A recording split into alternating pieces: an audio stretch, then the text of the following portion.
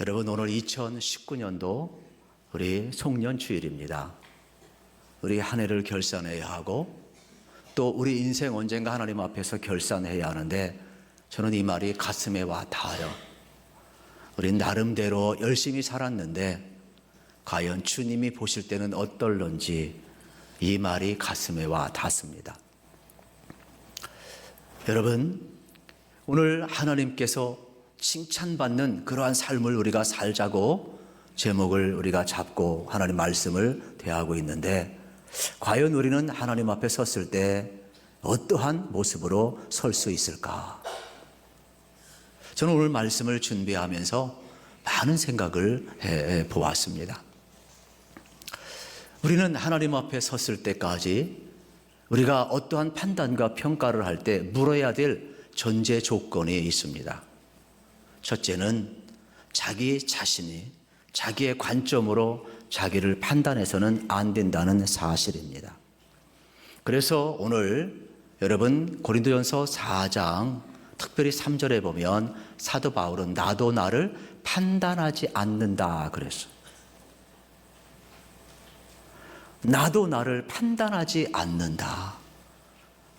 우리는 자기의 경험, 자기의 가치관, 자기의 생각, 자기의 지렛대로 자기를 평가해서 자기 목표를 이루고 열심히 살았으면 나는 의로운 사람이요, 나는 성공한 사람이요, 나는 대단한 사람이라고 평가를 내리고, 자칫 잘못하면 어깨에 힘들어가고 교만한 자리에 이를 수도 있지요. 반대로 자기가 생각하는 평가와 기준으로 자기를 볼 때 올 1년 부실하게 살았어. 그러면 자학하게 되고 자기를 비관하게 되고 극단적인 선택을 합니다. 실질적으로 목회정보센터에서 주간 보고서 리포트를 냈는데 제16호에 이러한 통계가 나와 있습니다. 우리 대한민국은 OECD 국가 중에서 자살률이 제일 높은 축에 속하는데 하루에 37명이 죽는다라고 그래요. 그 중에 20대가 절반이 넘어요. 무한 경쟁 시대 속에서 경쟁에 밀리고 실질적으로 앞날이 암울하니까 자기가 자기를 볼 때에도 열등감과 비하에 빠지는 거예요. 극단적인 선택을 너무 많이 해요. 마치 요즘 젊은이들은 결혼을 못 하잖아요. 이유는 취직이 안 되니까. 애인이 없어서가 아니라 취직이 안 되니까. 그만큼 어려운 시대, 앞으로 향하여 꿈을 가지고 나아가는데 유리천장처럼 앞날이 보이고 희망을 갖고 싶은데 막혀 있어요. 더 이상 올라갈 수가 없어요. 그러다 보니까 어떻게 돼요? 절망하게 되고 극단적인 선택을 하게 된다는 사실이에요. 그래서 우리 인생길 걸어가면서 결코 여러분, 극단적인 선택은 아무 도움이 되지 않아요. 우리 자신에게도 그렇고 우리 옆 사람에게도 그렇고 특별히 젊은이들에게 오늘 우리는 칭찬이 필요한 시대에 살고 있어요. 여러분, 켄 블랜차드라는 분이 칭찬은 고래도 춤추게 한다는 책을 썼잖아요. 어떻게 3톤이 넘는 범고래가 많은 관중들 앞에서 쇼를 할 수 있을까? 그 비결 가운데 하나가 뭐냐? 조련사가 먹이를 주면서 고래를 칭찬한다라는 거예요. 칭찬은 고래도 춤추게 한다. 이러한 유명한 말이 있잖아요. 여러분, 실질적으로 이 프란체스코 알베로니는 칭찬은 낙관주의자가 할 수 있는 최고의 표현이며 나뿐만 아니라 너와 우리 모두를 승리의 길을 걷게 하는 위대한 표현이다라고 이야기를 했어요. 저는 예배 끝나시고 여러분들 옆 사람을 좀 인정해 주시고 칭찬해 주시기를 축복합니다. 그러면 놀라운 일들이 벌어지게 될 겁니다. 여러분, 우리가 자기를 바라볼 때 아무리 의롭다고 해서 교만할 필요 없고 자기가 부족하다고 해서 너무 비관할 필요가 없다라는 사실이에요. 내 인생의 판단은 자기 자신의 관점에서만 판단하는 것이 아니라는 거예요. 그것은 위험한 결론에 이르기 때문에 바울은 자기 관점에서 자기 인생을 평가하거나 결산하지 말라고 우리에게 권고하고 있습니다. 두 번째로 바울은 타인의 관점에서 평가, 여러분 하는 것도 결산하는 것도 바람직하지 않다라고 권고를 하고 있습니다. 실질적으로 우리 살면서 주변 사람이 필요합니다. 경험자가 필요하고 나를 위로할 자, 또 나의 상담자, 나의 멘토가 필요하지요. 조언도 받아야 되고 위로도 받아야 되고 마음도 나눠야 되고 고민도 나눠야 돼요. 그러나 아무리 그렇다 할지라도 타인의 평가가 최종 내 인생을 좌우할 수는 없다라는 겁니다. 왜냐하면 타인도 자기의 편견이 있고 자기 경험이 있고 자기 사회적인 상식적인 지식이 있어서 그 시대의 어떤 프리미엄에 갇혀버리기 때문에 거기에도 바이러스가 있다라는 거예요. 편견이 있다라는 거예요. 그렇기 때문에 아무리 훌륭한 멘토의 평가라 할지라도 내 인생을 좌우할 수는 없다라고 말을 하는 것입니다. 예수님도 말씀했습니다. 이웃을 향해서 비판하지 말라. 너희가 비판받고 싶지 않느냐? 비판하지 말라. 너희의 헤아림으로 너희도 똑같이 헤아림을 받을 것이라 말씀을 하셨습니다. 오늘 우리 인생길 걸어가면서 여러분 남에 대해서 우리가 쉽게 속단해서는 안 되는 것입니다. 설령 우리가 다른 사람이 나에 대해서 나쁘게 평가하더라도 너무 속상할 필요가 없습니다. 내 인생 그것으로 끝나는 것이 아닙니다. 좀 인내하면 진실은 반드시 밝혀지게 되어 있고 더욱더 큰 힘을 얻는 것이 여러분 진실의 힘인 것입니다. 그러므로 우리는 나의 관점도 안 되지만 타인의 관점으로도 나를 완전히 결산할 필요가 없다라는 사실이에요.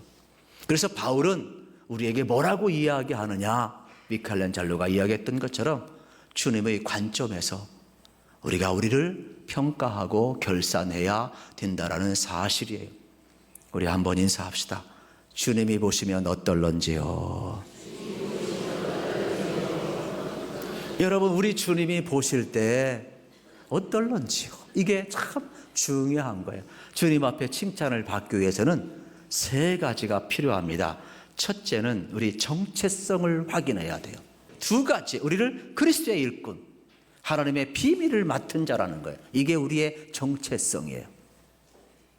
하나님 앞에 칭찬받길 원하면 우리가 누구인가를 알아야 돼요. 우리는 주님 앞에 부름을 받았어요. 여기서 일꾼이라는 것은 여러분 그 당시 배경하에서 설명을 하면 노예를 의미합니다. 그것도 배를 젓는 노예들. 영화 속에 보면은 노예들이 쇠고랑에 차가지고 배 밑창에서 열심히 노를 저어요. 그리고 안 저으면 채찍도 가해집니다. 그들은 자유가 없습니다. 그들은 하라는 대로 노를 열심히 저을 뿐이에요. 그리고 또 하나, 여러분 우리에게 중요한 것은 뭐냐? 하나님이 우리를 불렀다면 우리는 나의 뜻이 아니라 하나님의 뜻대로 성령의 인도하심 따라 열심히 일했느냐가 우리의 기준인 거예요. 내 기분대로 나의 뜻대로 했느냐가 기준이 아니에요. 그래서 우리는 그리스도의 일꾼이라는 정체성을 명확히 갖는 것이 중요한 거예요. 그리고 하나님의 비밀을 맡은 자, 하나님의 비밀이 뭐예요? 복음이에요. 여기서 맡은 자라는 오이코노모스라는데 이 헬라의 오이코노모스라는 뜻은 뭐냐? 청지기, 관리인이라는 뜻이 있어요.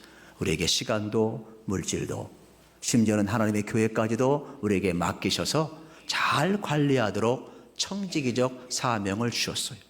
그리고 이 맡은 자란 오이코노모스라는 이 단어는 나누다라는 뜻이 있어요. 우리가 하나님의 말씀을 받았으니까 하나님의 말씀을 나누는 거예요. 하나님의 말씀을 전하는 거예요. 하나님의 말씀을 가르치는 거예요. 그러니까 결국 우리가 주님 앞에 칭찬받는 것은 하나님의 말씀을 얼마나 나누었느냐, 얼마나 전했느냐, 얼마나 가르쳤느냐, 복음의 삶을 살았느냐에 따라서 우리는 하나님 앞에 섰을 때에 칭찬받을 수 있다라는 사실이에요. 그래서 우리 교회는 오늘 이 1절 말씀처럼 우리의 정체성을 명확히 했으면 좋겠어요. 우리를 부르신 분이 우리 주님인 줄로 믿습니다. 그렇다면 우리의 신앙생활도 여러분 주님이 주관하는 삶, 여러분, 청지기는 내 것이 없어요. 주님의 것이지. 노예는 주인의 뜻대로 하는 거예요. 일꾼은 불신의 뜻대로 하는 게 일꾼이에요. 그렇기 때문에 오늘 우리가 주님의 뜻대로 했느냐, 성령의 감동하심 속에 순종하면서 충성되게 이랬냐를 봐야 돼요. 그래서 두 번째는 뭐냐, 2절이에요. 충성하는 자에게 우리 하나님의 칭찬이 있어요. 2절 시작. 그리고 맡은 자들에게 구할 것은 충성이니라. 여러분, 우리가 일꾼으로 부름받았고 하나님의 비밀 복음을 맡았단 말이에요. 그러면 우리의 자세는 뭐냐? 충성해야 돼요. 충성은 책임을 지는 거예요. 신뢰할 만 해야 돼요. 믿을 만 해야 돼요. 하나님이 보실 때 저 사람 믿을 만 한가? 하나님이 우리에게 맡긴 일 신뢰할 만하고 책임적 존재로 살아가고 있는가를 보아야 된다. 이러한 말씀이에요. 그때 하나님의 여러분 칭찬이 있는 거예요. 충성은 다른 데 있잖아요. 마음을 다하고 목숨으로 대신해야 하는데, 영국 런던 특별히 여러분 박물관에 가보면, 이 워커 박물관에 가보면 용암 앞에 선 사람의 그림이 하나 있어요.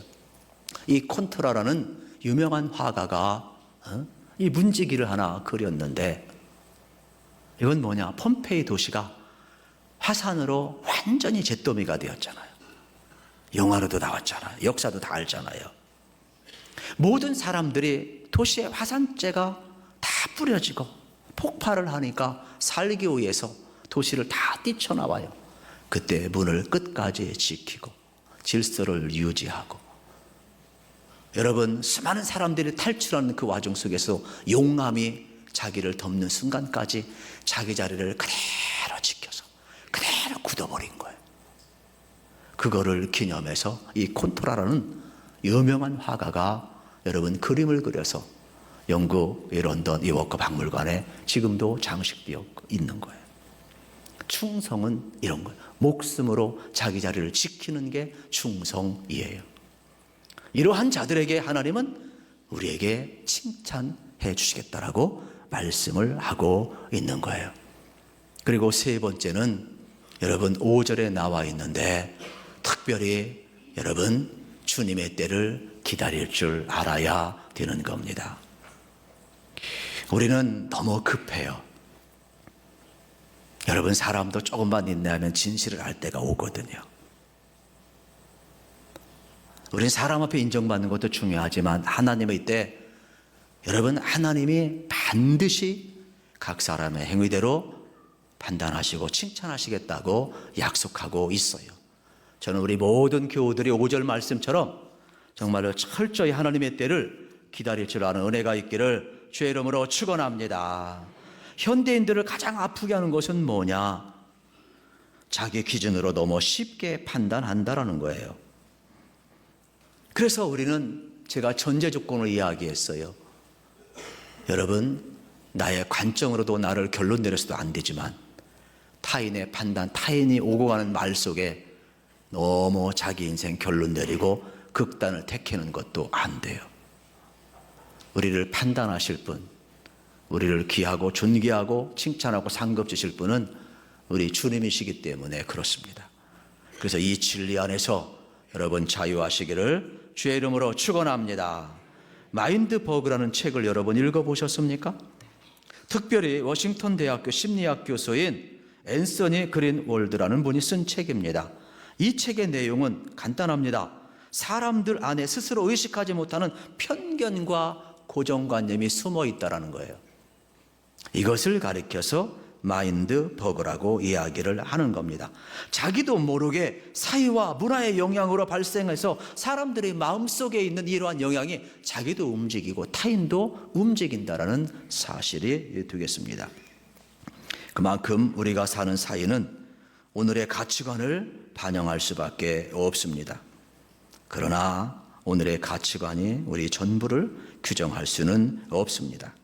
그래서 바울은 오늘 본문에서 너희가 서로 판단하려고 하는데 나도 나를 판단하지 않는데 너희가 감히 나를 판단해? 왜요? 바울은요, 이 글은 잘 썼는데 말을 좀 못했어요. 바울은요, 조금 외모가 좀 딸렸어요. 그래서 육체의 것이 눈이 아팠다고 그랬잖아요. 육체에 아픔이 있으니까 늘 눈에 신경이 이게 쓰이는 거예요. 그러다 보니까 말이 어눌하죠. 또 육체에 가시가 있지요. 또 전적이 있잖아요. 유대인들 철저히 율법주의자였다가 바뀌었잖아요. 그러니까 반신반의하는 사람이 있어요. 진짜 바뀐 건가? 진짜 저 사람 예수님 만난 건가?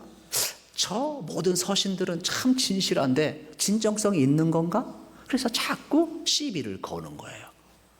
그때 바울이 단호하게 이야기하고, 나를 부르신 이가 하나님이고 나에게 복음을 맡기신 분이 하나님이고 나는 그리스도의 사도가 되었노라. 나도 나를 판단치 않는데 너희들이 내가 판단받을 존재인 줄 아느냐? 너희들도 서로 판단하지 말라. 고린도 교회는 하나님의 자리에 올라섰어요. 그래서 그들은 온전히 성장과 성숙을 이루지 못하다 보니까 바울파, 게바파, 아볼로파, 그리스도파 나누면서 서로가 판단하며 분쟁을 했어요. 여러분, 교회 안에는 파당 싸움이 있어서는 안 돼요. 우리 대한민국이 어려운 가운데 속에서 다시금 도약을 해야 되는데 이 지역 정서 때문에 망할 징조예요. 이게 언제까지 지역이야? 언제까지 당파 싸움 이야기해서 언제까지 여러분 우리가 그러한 수준에 머물러야 되겠습니까? 여러분, 우리는 정치 논리를 뛰어넘어야 돼요. 우리 그리스도인들의 가치는 그 이상인 거예요. 오늘의 사회 규범이 우리를 정의할 수는 없다니까요. 우리는 하늘의 가치를 가지고 하나님의 백성으로 살아가는 사람들인데, 저는 여러분들이 하나님의 말씀을 좀 들으셨으면 여러분이 그리스도의 일꾼임을 확증하시고 복음을 맡은 여러분 존귀한 자임을 확증하시기를 축복합니다. 그리고 하나님의 여러분 일을 맡았으니까 끝까지 충성을 하셔야 돼요. 그리고 주님 앞에 섰을 때 우리는 잘했다 칭찬받는 종들로 나가야 되는 거예요. 그래서 성경은 뭐라고 이야기합니까? 하나님의 때에 우리 5절을 한번 같이 읽읍시다. 5절 같이 읽겠습니다. 시작. 그러므로 때가 이르기 전 곧 주께서 오시기까지 아무것도 판단하지 말라. 그가 어두움에 감추인 것들을 드러내고 마음의 뜻을 나타내시니 그때에 각 사람에게 하나님으로부터 칭찬이 있으리라. 그렇습니다. 그때에 우리는 서로가 다 사랑, 팔도강산 다 사랑해야 돼요. 옆에 있는 사람들 다 사랑해야 될 사람들이. 우리는요 모두가 다 하나야. 다 대한민국 사람들이. 우리가 힘써야 돼요. 그래서 옆에 있는 사람을 배척하면 안 돼요. 우리는 그리스도 안에서 우리가 하나가 되어야 돼요. 때를 기다리라. 그때에 하나님이 칭찬하시리라고 약속하고 있는 거예요. 그래서 바울은 분명하게 우리의 정체성을 오늘 본문에서 가르쳐 주고 있다는 사실이에요. 마태복음 25장 21절에서도 그 주인이 이르되 착하고 충성된 종아, 내가 적은 일에 충성하였으니 내가 큰 일도 내게 맡기리라 말씀을 하잖아요. 우리 주님의 평가는요 우리를 정죄하지 않습니다. 사람들의 평가는 꼭 한 사람을 정죄해 만족해. 우리는 잘못된 문화가 있어요. 천군 이겨라 백군 찌그러져. 응원을 해도 꼭 그렇게 해요. 뭔가 잘못되어 있어요. 어릴 때부터 그렇게 배웠으니 평생 찌그러진 자아상이 있죠. 천군도 잘하고 백군도 잘하고 더 잘하면 되잖아. 잘하면 되잖아. 그때에 각 사람에게 하나님으로부터 칭찬이 있으리라는 거예요. 우리 주님은 어느 정도냐? 현장범이에요. 현장에서 간호자 앞에서는 여인이 있어요. 요한복음 8장에 보면 유대인들이 율법에 따라 돌로 쳐 죽이려고 그래요. 그때 예수님이 등장을 하면서 땅바닥에 글씨를 쓰잖아요. 뭐라고 썼는지는 몰라요. 그런데 예수님 일어나셔서 말씀합니다. 성난 군종들을 향하여 죄 없는 자가 돌로 치라. 제가 잘 모르지만 그 땅바닥에 거기 있는 사람 이름 다 썼을 것 같아요.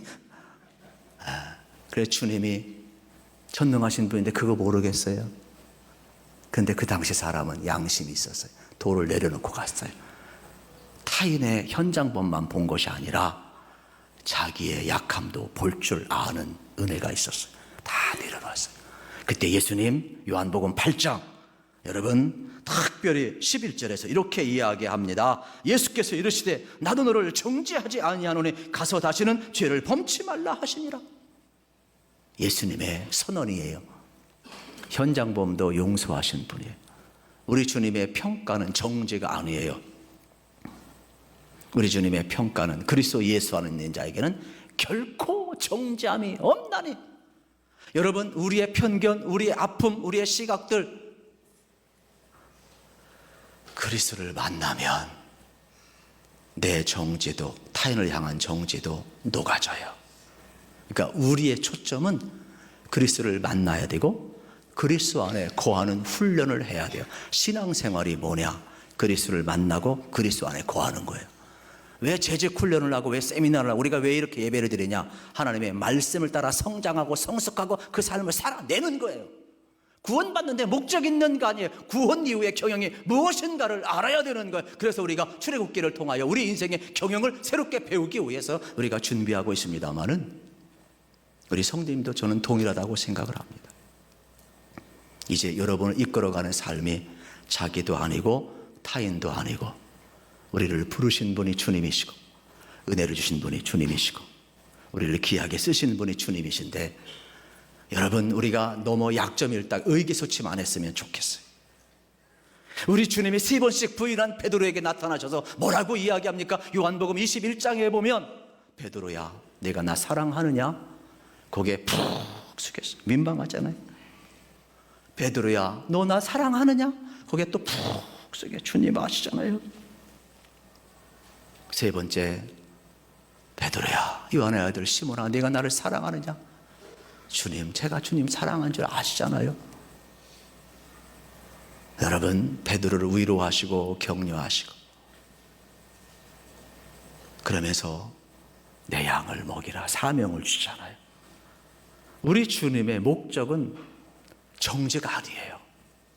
우리 주님의 목적은 회복이고 우리 주님의 목적은 칭찬이고 우리 주님은 죄인까지 다 담당하셨는데 우리를 회복하셔서 주님 앞에 서는 그날 잘했다 칭찬받기 원하시는 게 우리 주님의 최종의 평가요 결산이라는 것을 우리는 알아야 돼요. 전 그래서 여러분들이 자기 자신을 지나치게 높게 평가할 필요도 없고 너무 비할 필요도 없어요. 또 타인의 평가에 너무 감정이 상할 필요도 없어요. 주님의 때에 여러분의 진실은 드러날 줄로 믿습니다. 그래서 그때에 주님 앞에 꼭 칭찬받기를 주의 이름으로 축원합니다.